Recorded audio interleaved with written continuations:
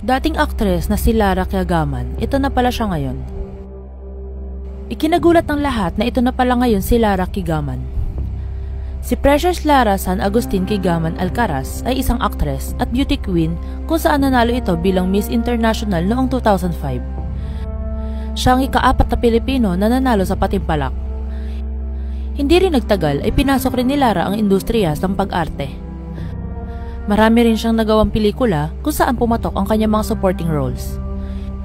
Hindi man nabigyan si Lara ng lead role, pinatunayan naman ito na epektibo at mahusay rin siyang aktres. Samantala, marami naman ang nagtataka at nagtatanong kung nasaan na nga bang aktres ngayon. Huli pa kasi siyang napanood sa action drama series na Batang Quiapo bilang Batang Tinding. Ayon kay Lara, nag-migrate na raw ito sa Canada kasama ang kanyang asawa na si Marco at ang kanilang 3 anak.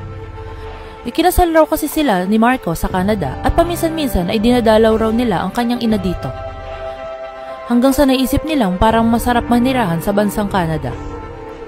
Abril 2024 raw nang mag-migrate sila at isa raw itong dream come true. Pagdating raw nila sa Canada, inihanda raw talaga nila ang kanilang sarili maging ang mga bata. Hindi raw gaya sa Pilipinas na magiging madali ang kanilang buhay dahil parehas na aktres at aktor sina Lara at Marco.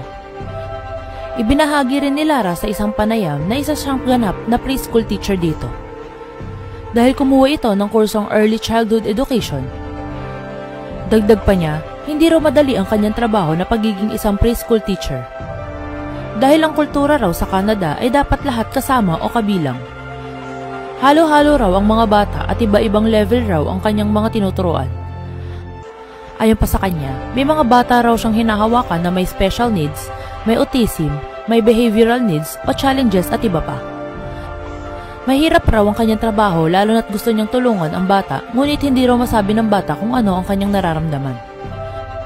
Mukha lamang daw madali ang kanyang trabaho, ngunit aniya, kailangan daw mahal mo ang ginagawa mo.